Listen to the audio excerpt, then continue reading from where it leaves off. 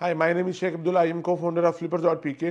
फ्लिपर्स.pk एक ऐसा प्लेटफॉर्म है जो बिजनेस कंसल्टेशन के साथ साथ डिफरेंट बिजनेस सर्विसेज प्रोवाइड करता है रनिंग बिजनेसेस और न्यू बिजनेस वेंचर्स के लिए। तो our today's topic of discussion is about जो हमारे पास नए बिजनेसमैन, जो नए entrepreneurs new business venture start करते हैं, उसके बीच में ऐसी कौन सी मिस्टेक्स करते हैं जिसकी वजह से वो स्टार्टअप, वो एंटरप्रेन्योरशिप का जो मॉडल होता है वो उतना सक्सेसफुली रन नहीं हो पाता।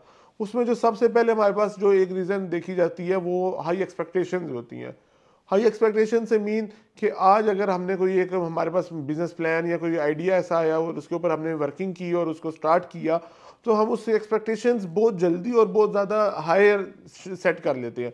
मार्केट में यही गैप आ रहा है पाकिस्तान में इस वक्त कि हमारी जो एक्सपेक्टेशंस है किसी भी स्टार्टअप को लेके वो अचानक से बहुत बड़ी हो जाती हैं कि विद इन अ ईयर जो है वो मिलियन डॉलर की कंपनी बन जाएगी, हमारे पास यूएस से जो है फंडिंग आना स्टार्ट हो जाएगी, हम इस बिजनेस को ये कर लेंगे वो कर लेंगे। ऐसा पॉसिबल नहीं होता, इट्स टाइम टेकिंग प्रोसेस। आप कोई भी जब खास तौर पे जब एक बिजनेस लैदा चीज़ है, अगर आप कोई एंटरप्रेन्योरशिप की तरफ जाते हैं, आप नए आइडिया के ऊपर काम जब करते हैं तो आपको वेट करना होता है। आप जब तक वेट नहीं करते आप किसी भी अच्छी कैटेगरी की जगह पे नहीं पहुंच पाते। आपको 2 3 4 साल वेट करना होता है। आपकी आइडिया को इनिशियलाइज होने में, उसको ऑप्टिमाइज होने में टाइम लगता है।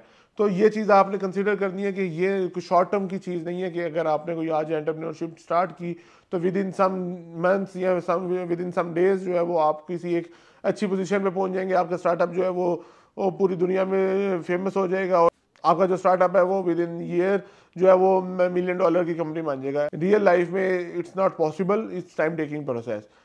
और दूसरे नंबर पे जो हमारे पास मिस्टेक आती है वो ये आती है कि हम लोग जब भी कोई नया स्टार्टअप, स्पेशली स्टार्टअप स्टार्ट करते हैं, तो हम जो अपने ऑपरेशनल एक्सपेंस है वो बहुत हाई कर लेते हैं।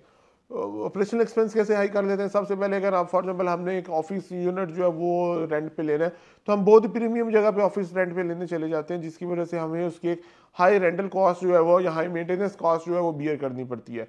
देन हम उसके बीच में एक हाई मेंटेनेंस जो है वो इंफ्रास्ट्रक्चर जो है इंटीरियर का वो सेट कर लेते हैं, जो इटसेल्फ जो एक जो है मसला करता है बाद में आपको, जिसको मेंटेन करना आपके लिए बाद में प्रॉब्लमेटिक हो जाता है। तो आपने इनिशियली ही वो उन चीज़ों को की तरफ उन चीज़ों को अडॉप्ट करना है कि जो लिमिटेड बजट में आप जिससे स्टार्ट ले सकें, देन इन फ्यूचर आप उसको एक हाई लेवल पे लेके जा सकते हैं। खासतौर पे जब आप बात करें एंटरप्रेन्योरशिप की, आपने जब अगर कोई एक बिजनेस आइडिया आपके पास जो ऑलरेडी मार्केट में प्रूवन सक्सेसफुल बिजनेस आइडिया है उस पर काम करना है, तो देन आपने ऑफकोर्स हाई बजट से स्टार्ट करना है। लेकिन अगर आप एंटरप्रेन्योरशिप में जा रहे हैं तो आपने लो बजट से स्टार्ट करना है। लो बजट के साथ लो ऑपरेशनल एक्सपेंस, खास तौर पे कि आपको जो मंथली रिकरिंग में जो एक्सपेंस आ रहा है वो आपका लो होना चाहिए, वो बहुत ज़्यादा हाई नहीं होना चाहिए। देन उसके बाद जो प्रॉपर्टी रेंटल के बाद आपके जो इक्विपमेंट्स हैं वो आपके पास लिमिटेड होने चाहिए, ताकि उनकी बहुत ज़्यादा मेंटेनेंस और वो बहुत ज़्यादा आपको हर महीने उस पर एक्सपेंस ना करना पड़े। देन आपके पास स्टाफ, ऑफिस स्टाफ जो है वो आपके पास बड़ा लिमिटेड सा होना चाहिए।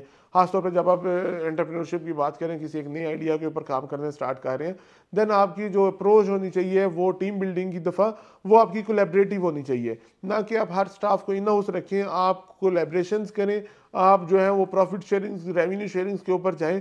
आपको इन हाउस अपनी टीम रखने की ज़रूरत नहीं होती इन स्टार्टिंग में, ताकि आपके जो ओवर बर्डन है वो आपके ऊपर ना आए, आपको मंथली उनको सैलरीज ना देनी हो, आप कोलैबोरेटिव उनके साथ काम करें।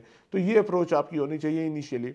देन जो अगेन इस बिल्कुल इससे अपोजिट हम लोग ऑपरेशनल एक्सपेंस हाई कर लेते हैं और जो मार्केटिंग कॉस्ट है, मार्केटिंग एक्सपेंस है वो मिनिमम कर देते हैं।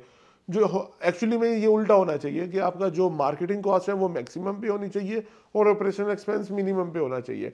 हमें मार्केटिंग पे ज़्यादा से ज़्यादा एक्सपेंस करने हैं, लेकिन ज़्यादा से ज़्यादा भी आपने अपनी प्रोडक्ट की फिजिबिलिटी बनानी है पहले कि आपकी प्रोडक्ट की क्या कॉस्ट है, क्या अपॉर्चुनिटी कॉस्ट आप उसकी बियर कर सकते हैं।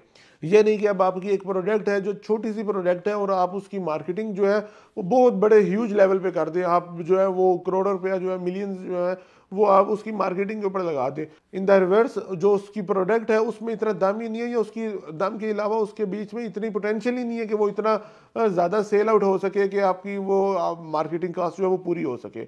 ऑफकोर्स आप जब भी एक मार्केटिंग करते हैं तो उसके अगेंस्ट आपको रिटर्न ऑन इन्वेस्टमेंट का एक आपका फैक्टर होता है कि जिसको आप देख के करते हैं कि आपको ये जो मार्केटिंग करने जा रहे हैं इसके अगेंस्ट आपको कितनी रिफंड बैक आएगा, कितने जो इन्वेस्टमेंट जो है वो कितनी जल्दी आपकी ये अमाउंट जो है वो पूरी होगी। तो आपने ये देखना है कि क्या आपकी प्रोडक्ट में ये पोटेंशियल है कि आपकी इस मार्केटिंग को आप बियर कर सके। ना उससे ज़्यादा होना चाहिए ना उससे कम होना चाहिए। ये नहीं कि आपकी प्रोडक्ट या सर्विस बहुत बड़ी और ह्यूज है और बड़ी नीश मार्केट में है और आप उस पर मार्केटिंग जो है वो बहुत छोटे बजट में कर रहे हैं, तो भी आपको फ़ायदा नहीं होने वाला। तो आपने इसके ऊपर पहले रिटर्न फिजिबिलिटी बनानी है, देन उसके अकॉर्डिंगली जो है वो आपने मार्केटिंग कॉस्ट डिसाइड करनी है। ठीक है, तो ये 3 फैक्टर्स हो गए। और चौथा फैक्टर जो हमारे पास आता है बहुत ज़्यादा, वो ये है कि हम without R&D, research and development के बगैर ही काम स्टार्ट कर देते हैं। हाँ, आज दिमाग में कोई चीज़ आई, 4 दोस्त बैठे, उन्होंने कोई प्लान किया और कल से उस पर वर्किंग स्टार्ट कर दी। वर्किंग स्टार्ट मतलब उसकी एग्जीक्यूशन स्टार्ट कर दी। उस पर वर्किंग स्टार्ट ज़रूर करें, लेकिन उसकी R&D करें।